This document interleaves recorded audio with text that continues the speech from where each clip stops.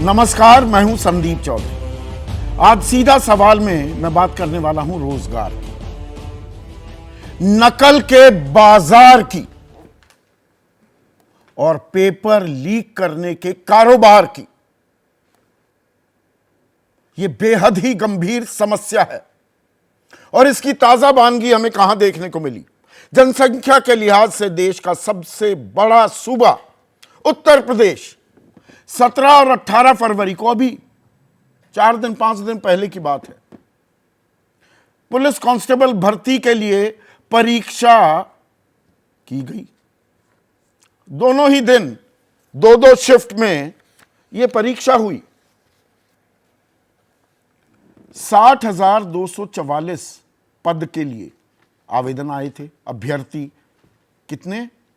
48,17,441। लगभग 50 लाख बच्चे, देश का भविष्य। उन्होंने यह पर्चा दिया।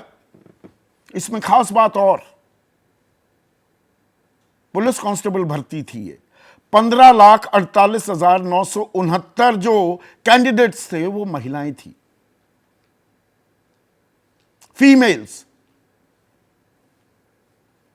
तो ये तो अच्छी बात होनी चाहिए, नौकरी लग रही है भाई। 60,000 कम नहीं होती। लेकिन पर्चा लीक हो जाता है। 18 तारीख को सुबह एक शिक्षक हैं, बच्चों को पढ़ाते हैं, तैयार करते हैं, यूट्यूब चैनल भी चलाते हैं, अरुण कुमार। उनके पास एक संदेश आता है एक छात्र का कि सर ये तो पर्चा लीक हो गया, ये सवाल हैं। सुबह वाली शिफ्ट में जो इम्तिहान हो रहे थे उसमें वो पर्चा नहीं आता, लेकिन शाम वाले पर्चे शब्दशः 147 सवाल, 150 सवाल थे, जस के तस वही सवाल, साथ में जवाब भी लिखे जा रहे थे, बेचे जा रहे थे। 500 में ले जा, 500 में ले जा।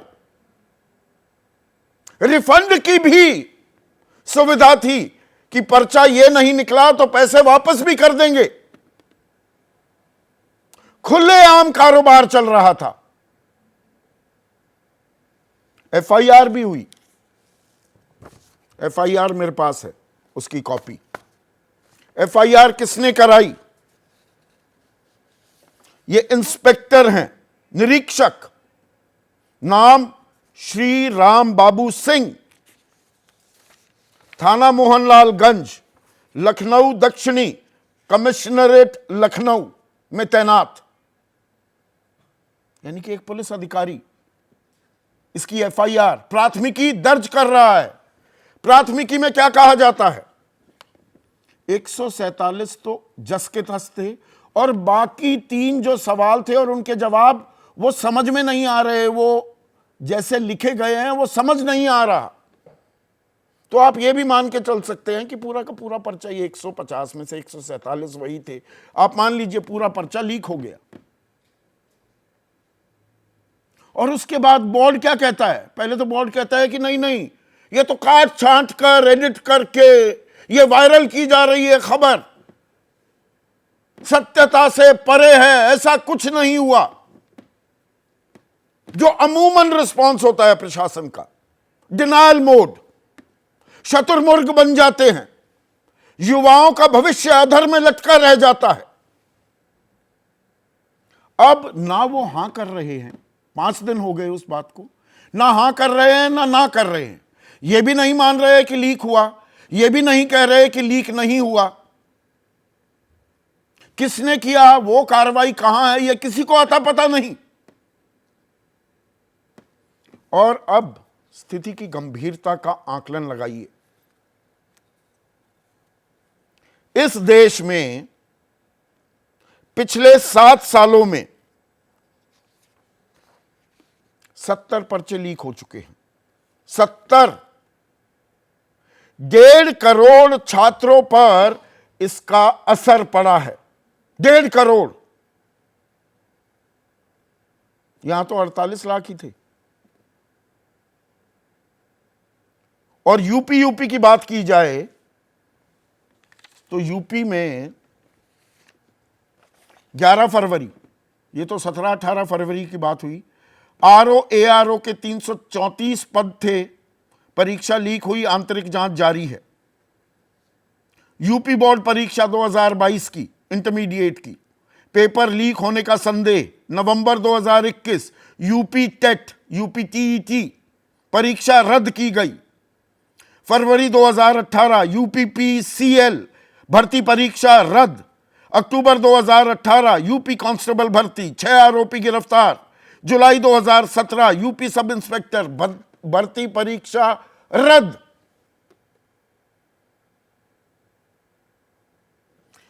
एक बच्चे को, सामान्य छात्र को परीक्षा के लिए तैयारी करने में साल में 2 लाख रुपए खर्च होते हैं, उसके 2 लाख। परीक्षा रद्द हो गई, अगली परीक्षा कब होगी आप जानते नहीं, युवा भटकता घूम रहा है, यह हालत हो गई है।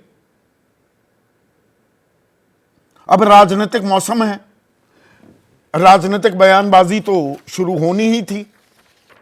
आज मैं राजनीतिक चर्चा नहीं करने वाला हूं, पर जो राजनीतिक बयान आ रहे हैं, प्रियंका गांधी वाड्रा कह रही हैं 50 लाख से ज्यादा युवाओं ने फॉर्म भरा, प्रदेश की सबसे बड़ी परीक्षा थी, 400 रुपए का एक फॉर्म था। फॉर्म भी भरना होता है भाई, ट्रेन या बस से परीक्षा स्थल भी पहुंचेंगे, रात को किसी होटल धर्मशाला कहीं रुकना पड़ेगा, उसमें भी खर्चा होता है। अब कांग्रेस कह रही है ये हम फॉर्म के पैसे नहीं लेंगे, आना जाना फ्री कर देंगे, वगैरह वगैरह वगैरह। क्या बीत रही होगी बच्चों पर, उनके परिवारों पर। सबसे ज्यादा पर्चे वैसे लीक हुए थे राजस्थान में, जहां कांग्रेस की सरकार थी 3 महीने पहले तक। अखिलेश यादव कह रहे हैं बीजेपी किसी भी परीक्षा को पूरा नहीं करना चाहती, क्योंकि बाद में नौकरी देनी होगी और नौकरी में आरक्षण भी देना होगा। बीजेपी ना नौकरी देना चाहती है और ना आरक्षण। चंद्रशेखर आजाद रावण के नाम से भी मशहूर हैं, वो कहते हैं जो सरकार एक पेपर की सुरक्षा नहीं कर पा रही, वो प्रदेश की समस्त जनता की सुरक्षा कैसे कर पाएगी। पर यहां मेरा फोकस युवाओं पर है। अब युवाओं की एक और वानगी आपको दिखाता हूं। खबर सिर्फ उत्तर प्रदेश तक सीमित नहीं है। आज लाठियां भांजी गई बिहार में, वो तस्वीरें जरा दिखाइए। यहां पर ग्राम रक्षा दल में जो लोग तैनात थे, अस्थाई नौकरी, वो कह रहे थे भाई स्थाई कर दो। स्थाई करने के नाम पर डंडे बरसा दिए गए। मीडिया रिपोर्ट्स के मुताबिक जो जानकारी हमारे पास है, लगभग 1.5 लाख ऐसे ग्राम रक्षा दल के कर्मचारी हैं। सरकार कहती है 20,000 है, आप 20,000 ही पकड़ लीजिए। तो भाई अस्थाई नौकरी पर कब तक, किस भरोसे वो अपनी जिंदगी की गुजर बसर करेंगे। और बिहार में खास बात यह है कि बिहार में सबसे ज्यादा अस्थाई कर्मचारी हैं, सबसे ज्यादा। जो कुल नौकरी पेशा कर्मचारी हैं, कॉन्ट्रैक्ट पर 32%, स्वरोजगार 54.5% और सरकारी नौकरी में 13% लोग हैं। नेशनल एवरेज 24% है। रोजगार के मेले भी लगते हैं, ताल ठोकी जाती है। अब यहां पर भी थोड़ा सा अंदाजा दे दूं, ये लाठी चलाने का सिलसिला बिहार में नया नहीं है। सरकार बदल गई, पिछली सरकार के बारे में बीजेपी कहती थी लाठी चला रहे हैं ये लोग, दमनकारी नीतियां हैं, अब भी लाठी चलाई जा रही हैं। 22 अगस्त 2022 प्रदर्शनकारियों पर लाठीचार्ज और पानी की बौछार की गई। 13 दिसंबर 2022 सीटीईटी टीईटी अभ्यर्थियों के प्रदर्शन पर लाठीचार्ज। 1 जुलाई 2023 300 शिक्षकों का गांधी मैदान से कूच, लाठीचार्ज हुआ। 13 जुलाई 2023 शिक्षकों की नियुक्ति को लेकर बीजेपी का प्रदर्शन, लाठीचार्ज हुआ, बहुत हो हल्ला किया था बीजेपी ने। अब ढाक के वही 3 पात। अजीम प्रेमजी यूनिवर्सिटी की एक स्टडी है, 25 साल तक के जो ग्रेजुएट साइंस देश में 42.3% वो बेरोजगार हैं। माली की नौकरी के लिए, पियून की नौकरी के आवेदन आते हैं तो बीए एमए नहीं, BSc, MSc, BCom, MCom, MPhil, PhD तक लोग कतार में लग जाते हैं। एक अदद नौकरी की जो दरकार है। बेरोजगारी का आंकड़ा लगातार 8 से 10% के बीच में झूल रहा है। मैंने पहले भी कहा, आज भी ये मैं मानता हूं, सारी नौकरियां सरकार नहीं दे सकती, पर क्या नौकरी देने का एक खाका, एक रोड मैप सरकार नहीं बनाएगी तो कौन बनाएगा? और जो डेमोग्राफिक डिविडेंड की हम बात करते हैं, 35 साल से कम उम्र के 65% जो ये आबादी है, ये demographic dividend demographic disaster, demographic liability में तो कन्वर्ट नहीं हो जाएगी, तो हम विश्व गुरु कैसे बनेंगे? ऐसे में आज का सीधा सवाल आपके स्क्रीन पर अब आ रहा है। नकल का बाजार, युवा कहां जाए सरकार? और पेपर होते रहेंगे लीक, बेरोजगारी कैसे होगी ठीक? चर्चा में मेरे साथ जेडीयू के राष्ट्रीय प्रवक्ता हैं, युवा चेहरा हैं और ये भी छात्रों को पढ़ाते हैं, सक्षम बनाते हैं, नेक काम कर रहे हैं अभिषेक झा। पर जो ये खेल हो रहा है, ये कितना नेक है, इनसे मैं जानना चाहूंगा। कांग्रेस की राष्ट्रीय प्रवक्ता रागिनी नायक, सौरभ मालवीय राष्ट्रीय स्वयंसेवक संघ से जुड़े हुए हैं, राजनीतिक विश्लेषक के तौर पर हैं, बीजेपी के समर्थक हैं, एनडीए के अहम घटक एलजेपी रामविलास पासवान, गुट के नेशनल वाइस प्रेसिडेंट और मुख्य प्रवक्ता एके वाजपेयी, समाजवादी पार्टी के राष्ट्रीय प्रवक्ता धीरेन्द्र मुन्ना, अनुपम रोजगार की समस्या को लेकर सड़क पर लड़ाई लड़ते हैं, और एक बेहद ही खास मेहमान अरुण कुमार, वो टीचर, वो यूट्यूबर जिनका मैंने जिक्र किया। अरुण, 18 को सुबह क्या मैसेज आया था आपके पास, और ये क्या पूरे के पूरे 150 जो प्रश्न हैं उनकी प्रतिलिपि भी आपको दी गई थी? जी हाँ सर, मैं आपका धन्यवाद करूंगा कि आपने मुझे अपना मंच प्रदान किया। मेरे पास सुबह 8:57 को 18 फरवरी को एक छात्र का मैसेज आता है व्हाट्सएप के माध्यम से, जिसने कहा कि सर ये जो प्रश्न पत्र बताया जा रहा है ये 18 की मॉर्निंग शिफ्ट का है, जो यूपी कांस्टेबल की परीक्षा भी चल रही है। तो मैंने उस प्रश्न पत्र को अपने टेलीग्राम के माध्यम से शेयर किया, स्क्रीन पे आप देखेंगे भी, और उस पे वहां पे मैंने लिखा कि ये जो प्रश्न पत्र है ये 18 की मॉर्निंग शिफ्ट का बताया जा रहा है। ये आपके पास है भी ना, मुझे दिखाइए, मैं थोड़ा सा दर्शकों को भी दिखाता रहूंगा। ये रहा सर, ये 18 की मॉर्निंग शिफ्ट का है। ये देखिए, लेकिन जो चीज हम दिखा रहे हैं ये हमारे पास है भी, एविडेंस हम साथ में लेकर चलते हैं। लेकिन जैसे ही एग्जाम हुआ तो मैंने मैच किया कि इसमें से कोई भी प्रश्न पत्र एग्जाम से नहीं मिल रहा था। लेकिन सबसे बड़ी अचंभे की बात यह थी कि ये मॉर्निंग में पेपर जो मैंने डाला था ये उसी दिन इवनिंग की शिफ्ट में हूबहू इसमें 147 प्रश्न मैच कर रहे थे। प्रश्न सारे मैच कर रहे थे। आपने सुबह डाल दिया, बोर्ड ने, बिहार प्रशासन ने, पुलिस ने कोई संज्ञान नहीं लिया? इस पर कोई संज्ञान नहीं हुआ सर। मतलब ये तो अपने आप में कमाल की बात है ना। सुबह, चलिए सुबह का पर्चा नहीं था, ये शाम का निकलता है, अगर वायरल हो रहा है तो किसी को कानो कान खबर नहीं पता लगी, और वो पर्चा हो भी गया तो जिसने नकल का ये कारोबार बाजार चला रखा था उनकी भी बल्ले बल्ले, और जो बेईमान छात्र थे, अभ्यर्थी थे, उनकी भी बल्ले बल्ले। जी हाँ, दिए तले अंधेरा या खुला खेल फर्रुखाबादी, क्या कहें इसे। फिर उसके बाद क्या हुआ अरुण? उसके बाद सर जैसे ही फिर यहाँ से मेरा एक टेलीग्राम चैनल है तो इस पे सब्सक्राइबर ठीक ठाक है, तो यहाँ से काफ़ी लोगों तक ये पहुँचा, और मेरे पास मैसेजेस पे और कॉल पे लगातार बच्चों के कॉल आने शुरू हो गए कि सर ये पेपर जो है लीक हो गया है, तो आपसे ही हमें न्याय की उम्मीद है, क्योंकि हम आपको ही अपना गुरु मानते हैं, आपसे पढ़ते हैं। तो हमने अपने लेवल पर इसकी वीडियोस बना के यूट्यूब पे डाली ताकि सरकार तक ये बात जाए, क्योंकि हम चाहते थे कि मीडिया आज की डेट में सबसे बड़ा स्तंभ है जो हम अपनी बात सरकार तक पहुंचा सकते हैं या भर्ती बोर्ड तक पहुंचा सकते हैं। लेकिन भर्ती बोर्ड ने जो है नोटिफिकेशन जारी भी किया था कि इसमें पारदर्शिता बरती गई है, पेपर आउट नहीं था। ये सारे जो सवाल के साथ जवाब भी दिए जा रहे थे, और ये मंडी लगी हुई थी, नकल की मंडी, कि ये लो जी पर्चा 500 रुपए दो, बाकायदा QR कोड देकर 500 रुपए खाते में डालने की बात थी। जी हाँ, ऐसे बहुत सारे टेलीग्राम ग्रुप एक्टिव थे, और टेलीग्राम पर वो इसलिए एक्टिव होते कि टेलीग्राम चैनल को आप ट्रैक नहीं कर सकते, और वो फिर वो डिलीट हो जाते हैं चैनल।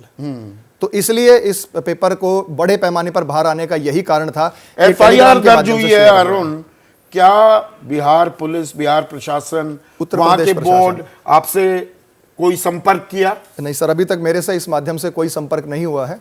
कमाल हो रहा है, कोई संपर्क नहीं। लेकिन उत्तर प्रदेश पुलिस भर्ती बोर्ड ने हमसे सबूत मांगे थे, वो मेल के माध्यम से हम भेज चुके हैं, जो हम आपको यहाँ पे दे रहे हैं सबूत। ये सबूत हम ऑलरेडी भेज चुके हैं उत्तर प्रदेश भर्ती बोर्ड को, उनकी मेल पे हम मेल कर चुके हैं ये। हाँ, तो ये अब पूरी की पूरी परीक्षा ही लीक हो गई थी सर, मेरे पास इसको क्यों ना माना जाए? मेरे पास जो सबूत है 18 का जो है वो प्रत्यक्ष है, और 17 का इवनिंग का मुझे स्टूडेंट्स ने स्क्रीनशॉट भेजा है, उस पर टाइमिंग मेंशन है। तो बच्चे जो है ये यही डिमांड कर रहे हैं कि चारों शिफ्ट को ही रद्द किया जाए, क्योंकि इसकी कोई गारंटी नहीं कि केवल 2 शिफ्ट ही आउट हुई होगी, मॉर्निंग शिफ्ट का भी आउट होने का अंदेशा रहा है। तो और ऑफलाइन पेपर में लीकेज को रोकना बहुत बड़ा चैलेंज है मेरे हिसाब से। अगर दोबारा भी सरकार री एग्जाम ऑफलाइन करेगी तो सर उसके आउट होने के चांसेस होंगे, क्योंकि इसके लिए हम बेहतर तरीका पहले भी बता चुके और आप लोगों के माध्यम से 7 साल में 70 पर्चे लीक हुए हैं। अब ये कब होंगे, कब 9 मन तेल होगा, कब राधा नाचेगी, सौरभ मालवीय, ये तो विकट समस्या है ना। और पर्चे लीक हो रहे हैं, सुबह पर्चा डाल दिया जाता है टेलीग्राम पर कि ये पर्चा आने वाला है, वो सुबह नहीं आया, शाम को वही आया। किसी ने अरुण से पूछा नहीं, किसी ने इस बात पर कोई हरकत नहीं दिखाई, मौन धारण करके बैठे हुए हैं सब। सर उसका एक कारण ये भी हो सकता है संदीप जी, ये वास्तव में गंभीर चिंता है। यदि ऐसा है तो ऐसा हुआ है तो एक गंभीर चिंता की बात है। और खास करके वही, मेरी बात पूरी हो जाने दें, ऐसा है तो गंभीर चिंता की बात है। लेकिन हमें जानना होगा कि यह योगी सरकार है, इस सरकार ने उस जगह से उत्तर प्रदेश को निकाला है जहां पर भर्ती के लिए पूर्ववर्ती सरकारों ने निकाले पद, और उस पद को दूसरी सरकार आते ही रद्द करके परिवार के कुनबे और परिवारवाद को लाके घर में सॉल्व कराते थे। आज पूरे उत्तर प्रदेश मैं अभी राजनीति में घुसना नहीं चाह रहा था, सौरभ मालवीय आप राजनीति ही इसमें जो कर रहे हैं। तो एक मिनट सुनिए, 11 फरवरी को पर्चा लीक, यूपी बोर्ड परीक्षा का पर्चा लीक, यूपी टेट का पर्चा लीक, प्रांतीय सिविल सेवा का पर्चा लीक, यूपी सब इंस्पेक्टर का पर्चा लीक, यूपी कांस्टेबल भर्ती का पर्चा लीक, यूपी PCL का पर्चा लीक। क्या बात कर रहे हैं आप? ये तो अभी हुआ है। मैं उसी बात को बता रहा हूं कि अभी तुरंत सरकार ने उसके ADG और सदस्य प्रोन्नति बोर्ड के अध्यक्ष को बना दिया। अब तुरंत का तुरंत जो मसला है वो आ जाएगा। लेकिन क्या इसकी सत्यता के लिए इतनी जल्दीबाजी किस तरह से है? आप भी जान रहे हैं, सोशल मीडिया के इस दौर में अरुण जी बहुत अच्छे तरीके से इस काम को कर रहे हैं, मेहनत कर रहे हैं, खास करके युवाओं के लिए काम कर रहे हैं। लेकिन यूपी पुलिस को एक मिनट, इसलिए मैं गलती से 1-2 बार बिहार पुलिस कह गया। एक मिनट मुझे बताइए, 7:57 पर आपने मैसेज, 8:57 पर 18 फरवरी को मैसेज पोस्ट कर दिया अरुण ने, सौरभ, और यूपी पुलिस ने संज्ञान ही नहीं लिया, पूरा पर्चा वहां पर डाल दिया कि ये पर्चा आने वाला है। देखिए संदीप जी, अरुण जी भी इस बात को जानते हैं और हम सब भी जानते हैं, सरकार का एक सिस्टम है और नियुक्तियां एक प्रक्रिया होती है, एक रोस्टर होता है। उसके इतने संवेदनशील मसले पर एक व्यक्ति तो कुछ भी कह सकता है, लेकिन सरकार के लिए चुनौती होती है। 50 लाख बच्चे दे रहे थे ये परीक्षा। मुझे लगता है कि उसकी कमेटी बनेगी। कमेटी नहीं, बिल्कुल उन बच्चों के भविष्य की चिंता सरकार के को ज्यादा है गंभीरता से आज अरुण जी इस बात को कह रहे हैं, उस बात की प्रामाणिकता, उसके लिए सरकार ने एक वेबसाइट दे दिया, एक ईमेल आईडी दे दिया, आप अपनी आपत्ति दर्ज कराइए और नीर का नीर, छीर का छीर सामने आ जाएगा। जो पकड़े जाएंगे वो बचेंगे नहीं, रहेंगे नहीं। इसलिए इसको राजनीति से मत देखिए, राजनीति से मत देखिए। अच्छा, आप तो वकील हैं, महिलाओं की भर्ती, AK वाजपेयी, एक मिनट सुनिए ना, AK वाजपेयी आप तो वकील हैं, कानूनी प्रक्रिया से वाकिफ हैं। बस यूपी बोर्ड कह देगा मेरी वेबसाइट पर डाल दो जी, आपके पास क्या सबूत है। अरे यहां पर जिंदा सबूत है, स्टूडियो में हमारे बैठे हुए हैं। प्रशासन को, यूपी पुलिस इनसे पता कर लेना। इसको सीधा मोदी जी से जोड़ो। मोदी जी से कौन जोड़ रहा है? बिल्कुल जोड़ो ना। क्यों नहीं जोड़ो? अरे यही तो इस देश में हो रहा है। हाँ। इट्स ए क्राइम, हाँ। प्लीज अंडरस्टैंड, इट्स ए हाँ। क्राइम। हाँ। क्राइम को इन्वेस्टिगेट होना है और जिसने क्राइम किया, FIR दर्ज हुई। एक सेकंड, एक पुलिस इंस्पेक्टर FIR करा रहा है तो पूछताछ तो ये साक्ष्य है ना। उसमें क्या दिक्कत है? इनको सबूत इनके पास आए ना, इनसे पूछ तो लेते। संदीप जी, इनको एज एविडेंस बुलाएंगे। आप खुद ही बता रहे कि FIR हो गई, FIR के बाद अभी इन्वेस्टिगेशन स्टार्ट होगी, धरपकड़ होगी।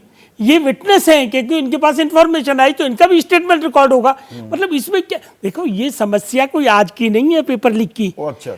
अभी आपने बताया ये समस्या है और ये क्राइम है और इस क्राइम को बंद होना चाहिए। तो क्या क्राइम बंद हो सकता है कभी? जितनी मर्जी आप कड़ी सजा कर लीजिए, क्राइम बंद नहीं होता है। फिर भी 1%, 2%, 3% क्राइम रहता है। नहीं, कहीं कुछ नहीं। इसको तरीके से इन्वेस्टिगेशन करके जितने आदमी हैं उनको फास्ट ट्रैक में केस चला के उसको रोकाना चाहिए। ठीक है। मनोज सिंह काका यहां पर कह रहे हैं कि भाई, कोई बात, यहां पर कह रहे हैं कि भाई बोर्ड के सामने अपनी आपत्ति दर्ज करा दो, जो भी सबूत हैं वो दे दो, काम हो रहा है, ये क्राइम है, उसकी तहकीकात होगी, कमेटी बैठेगी, जांच पड़ताल। आप रुकना क्यों नहीं चाहते? आपके नेता तो कहते हैं ये नौकरी नहीं देना चाहते, उसमें आरक्षण भी देना होगा, जानबूझकर ये काम करते हैं। आप भी इसको न जाने किस दिशा में ले जाते हैं।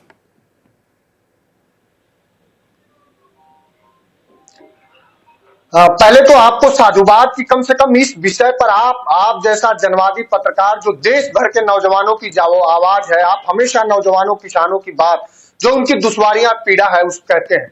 अब देखिए कितने बहादुरी से इस देश में दूसरे तरह का लोकतंत्र आ गया है। इस देश में मोदी समर्थन ही राष्ट्रवाद है और मोदी विरोध ही देशद्रोह है।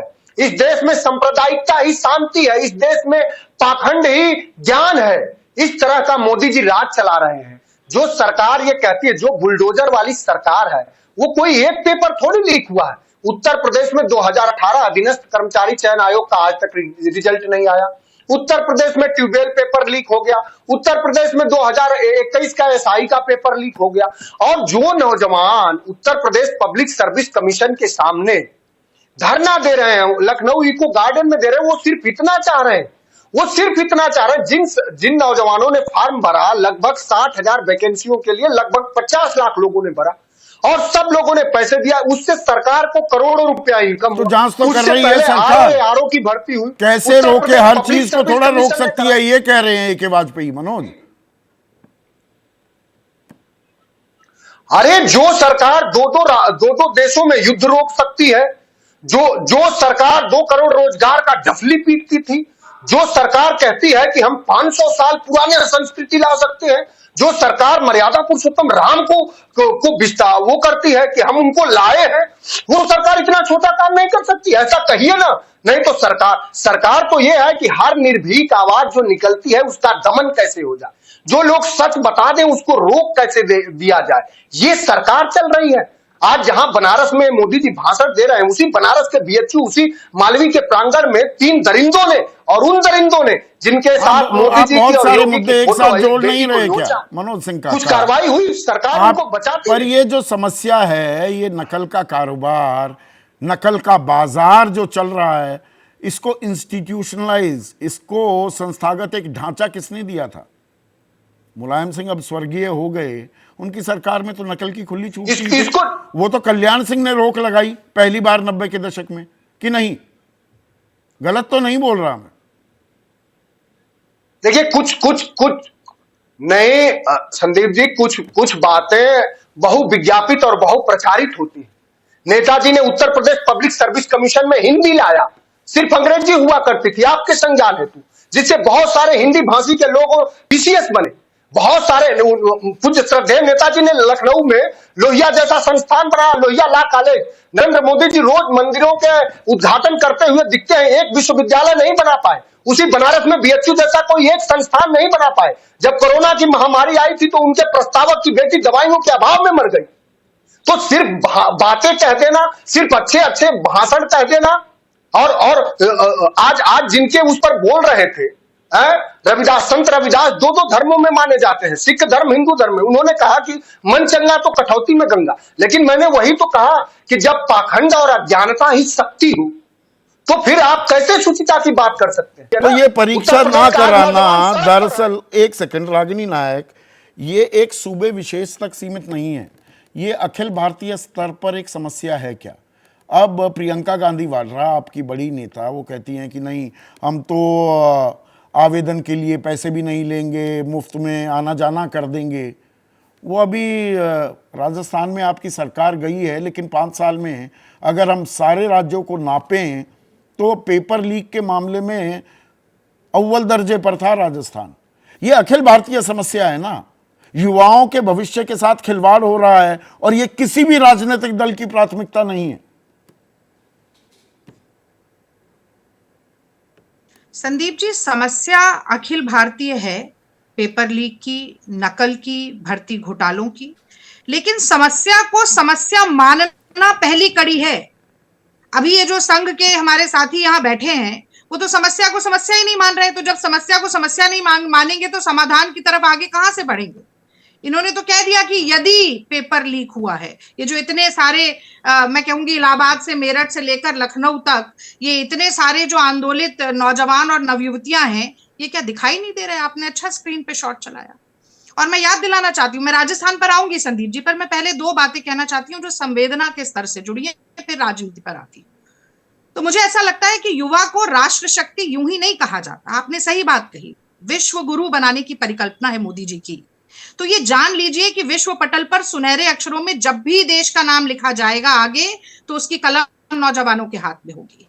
राष्ट्र के निर्माण की नींव का पहला पत्थर नौजवान अपने कंधों पर ढोएंगे। और आज नौजवानों के जख्मों पर मलहम लगाने के बजाय, परीक्षा को रद्द करने के बजाय, ऐसे जो कानून का सख्ती के साथ क्रियान्वयन करने के बजाय क्या हो रहा है? अपमानित किया जा रहा है, लाठियां भांजी जा रही हैं, और इसी के साथ साथ युवाओं को बरगलाने का काम वहीं पर वाराणसी में नरेंद्र मोदी जी कर रहे हैं। मुझे लगता है बहुत बड़ी विडंबना है कि 30 लाख पद हमारे देश में खाली हैं, पर 45 साल में सबसे ज्यादा बेरोजगारी। बहुत बड़ी विडंबना है कि हर घंटे में दो नौजवान आत्महत्या की कगार पर पहुंच जाते हैं, और लगातार शिक्षा का बजट कम किया जा रहा है। 4.6 से अब 2.9 आ गया इस बार का जो हमारा बजट था। तो ये तमाम समस्याएं जुड़ी हुई हैं। मैं राजस्थान पर भी आती हूं, आपने सही सवाल पूछा, और बिल्कुल गुरेज नहीं करूंगी कहते हुए कि राजस्थान में भर्ती घोटाले भी हुए, पेपर लीक भी हुए, पर उन्हें नियंत्रित करने के लिए हमने किया क्या? एक सरकार क्या कर सकती है? 260 गिरफ्तारियां हुई। सरकार करने पर आए, एक मिनट रागिनी, सरकार करने पे आए, कर तो बहुत सकती है। बोल तो लेने दीजिए, हाँ, मुझे बोल तो लेने दीजिए। हाँ। शामिल संस्थानों की मान्यताओं को रद्द किया गया। कानून को कैसे कड़ा बनाया जाता है ये समझना चाहिए योगी जी को उत्तर प्रदेश में, कि हमने उम्र कैद तक की सजा दी, संपत्ति को जब्त किया, जो सरकारी नौकर पाए गए इसमें शामिल उनको बर्खास्त किया गया तुरंत। 2 करोड़ 26 लाख रुपया नगद बरामदी हुई। उत्तर प्रदेश में क्या हुआ? 2017 में दरोगा भर्ती घोटाले से लेकर समीक्षा अधिकारी AORO से लेकर अभी हम पुलिस भर्ती घोटाले की भी बात कर रहे हैं। क्या किया उत्तर प्रदेश सरकार ने? कहां बुलडोजर चले? किसकी मान्यताएं रद्द हुई? कहां किसकी बर्खास्तगी हुई? ये सवाल तो पूछे जाएंगे। और मोदी जी को क्यों ना लाया जाए? रद्द करना भी, देखिए आपने कहा कि रद्द नहीं किए। एक मिनट मेरी बात सुनिए। ये अपने आप में एक कुचक्र है क्या? ये एक ऐसा घल्लू घारा है जिसमें युवा फंस जाता है। अब ठीक है, रद्द तो होने चाहिए, अब रद्द हो जाएंगे, अगली परीक्षा कब आएगी? 17-18 फरवरी 2024 की परीक्षा 25 में होने लगी, 26 में होने लगी, आधे बच्चों की तो उम्र पार हो जाएगी।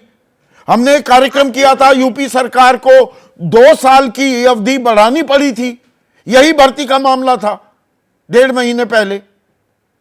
संदीप जी, आपने प्रियंका जी की बात से शुरुआत की और मुझे लगता है कि एक बात उन्होंने बहुत महत्वपूर्ण कही जो आपने बताई नहीं, कि परीक्षा का एक कैलेंडर बनाया जाए। ये आज नहीं कह रही हैं प्रियंका जी, जब हम चुनाव लड़े थे हम एक परीक्षा भर्ती विधान लेकर आए थे और उसमें ये कहा गया कि आप परीक्षा की तारीख के साथ साथ एक जितना पूरा एक कैलेंडर बनाएं और ये निर्धारित करें कि अगर कोई घोटाला होता है तो क्या सजा मिलेगी, किस तारीख को कौन सी भर्ती होनी चाहिए, क्या उसकी कितनी उसकी सीमा भाई तय हिमाचल होनी में चाहिए। आपकी इस सब सरकार का है, कैलेंडर कर्नाटक में आपकी सरकार है, पहले राजस्थान में आपकी सरकार थी, छत्तीसगढ़ में थी, एक साझा अरे सरकार तो जहां है। घोटाले हो रहे हैं संदीप जी वहीं तो सुझाव दिया जाएगा, झारखंड जहां में घोटाले हो ही नहीं रहे वहां कोई कहां सुझाव नजीर तो देंगे? पेश और करेगा माने ना।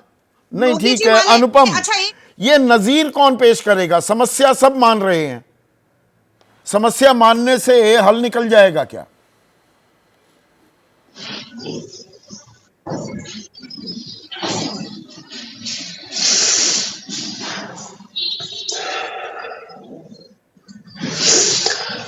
देखिए, एक पहली परेशानी तो यह है कि बहुत सारे लोग जो सत्ता में हैं वो समस्या मान भी नहीं रहे हैं।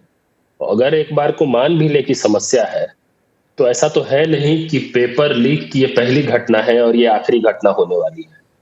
हम लोग संदीप जी कई बार पेपर लीक के विषय पर पिछले कुछ वर्षों में चर्चा कर चुके हैं, आपने कई कार्यक्रम कई शो इस पर किए हैं और मुझे ये लगता है कि समस्या की जड़ में जो है वो बस इतना भर नहीं है कि क्या नियम बना लिया, क्या कानून बना लिया। समस्या की जड़ में है राजनीतिक इच्छा शक्ति। जो सत्ताधारी नेता है, जो शीर्ष पर है, उनमें अगर पॉलिटिकल विल होगा, इन विषयों को लेकर प्राथमिकता होगी, गंभीरता होगी, तब पेपर लीक की घटनाओं पे रोक लगाया जा सकता है, बड़ी आसानी से लगाया जा सकता है। लेकिन अगर सिर्फ खाना पूर्ति करने की इच्छा होगी, ये राजनीतिक विमर्श का भी हिस्सा नहीं होगा और उनकी प्रायोरिटी का भी हिस्सा नहीं होगा। नहीं, ये तो यही क्यों सब नहीं हो होगा। रहा है? नहीं, मैं अब क्या इसी होगा सवाल पर देखिए। 1 मिनट अनुपम, ये क्यों नहीं हो रहा है? प्रांजल भंडारी हैं, अर्थशास्त्री हैं, उनकी एक स्टडी आई कि अगले 10 सालों में हमें 7 करोड़ नौकरियों की जरूरत है।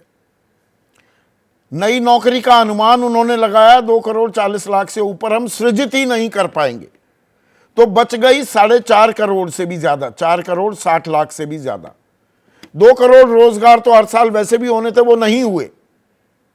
40 लाख सरकारी कर्मचारियों में भी 9,79,000 पद तो खाली पड़े हुए थे, अब वो पिछले 16-17 महीनों में भरने की कोशिश की जा रही है। नया कुछ सृजित नहीं हो रहा है, तो ये हमारी प्राथमिकता भी है क्या?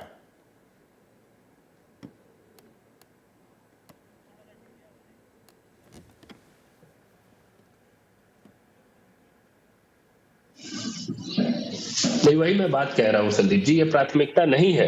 राजनीतिक सत्ता में जो लोग हैं उनकी प्राथमिकता नहीं है। प्राथमिकता होती तो जो सबसे आसान काम है, देखिए रोजगार सृजित करना, एक बार को मैं मान सकता हूं कि वो अर्थव्यवस्था को रिवाइव करने का काम, 93-94% असंगठित क्षेत्र में रोजगार है हमारे देश में, वो विषय वो सब है। लेकिन अगर इच्छा शक्ति होती तो ये जो सरकारी नौकरियां हैं जिनको भरने में कोई दिक्कत नहीं होनी चाहिए थी, और कम से कम 1 करोड़ परिवारों का भला हो सकता है अगर हमारे देश में सभी राज्य सरकारें और केंद्र सरकार रिक्त पदों को भर दे। लेकिन होता क्या है, आप उत्तर प्रदेश का उदाहरण ही देख लीजिए। 1 सप्ताह में 2 पेपर लीक हो गए। जब से योगी आदित्यनाथ जी मुख्यमंत्री हैं, उनके कार्यकाल में तकरीबन 1.5 दर्जन परीक्षाओं के पेपर लीक हुए हैं, 1-2 नहीं हुए हैं। उत्तर प्रदेश बिल्कुल पेपर लीक प्रदेश बन चुका है आज के समय में।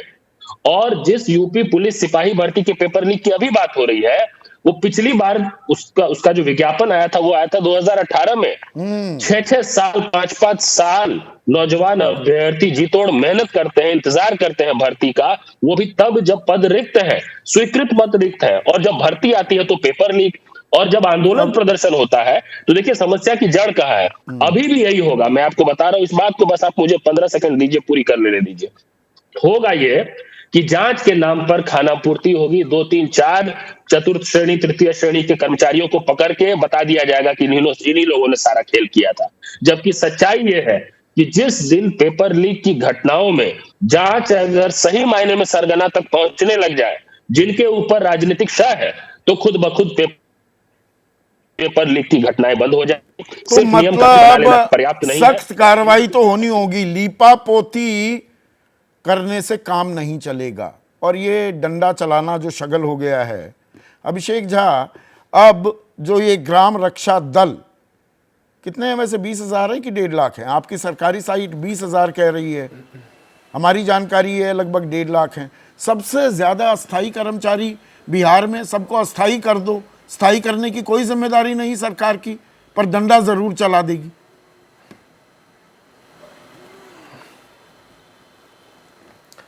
आपने ये भी दृश्य देखा होगा कि उन लोगों से मुलाकात होती है डिप्टी चीफ मिनिस्टर की, उनकी बातें भी सुनी जाती हैं।